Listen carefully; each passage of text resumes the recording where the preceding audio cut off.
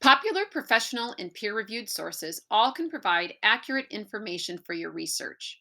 In today's Research Bites, we will look at the differences between the three types and when and how to use them. Popular resources are written by staff writers or journalists for a large general audience. The Washington Post, The Atlantic, and the New York Times are examples of reputable popular sources. They rely on editorial approval and are produced by commercial publishers. They are good sources for facts and current information. Popular sources are generally available for free or at low cost and easy to find, although some may require a subscription after a certain number of free articles. Professional articles from sources like Music Teacher are meant to be read by people from a particular profession and are often produced by professional associations.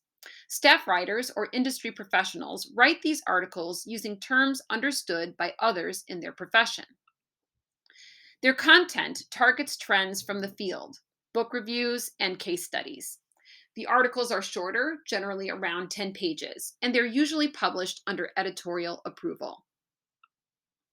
Peer reviewed articles are written for a scholarly audience, students, researchers, or the general public who want a deeper understanding of a particular issue. They are written by researchers and scholars who present new knowledge or findings in order to further their field of study.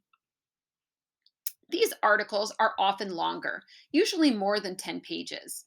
They are published after being reviewed by experts in the field or peers of the researcher. They are published by universities, professional associations, and commercial publishers.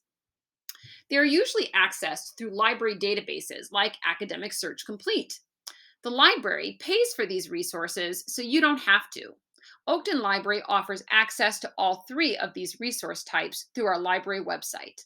Click on the blue Find Articles button from any page of our website to access the databases.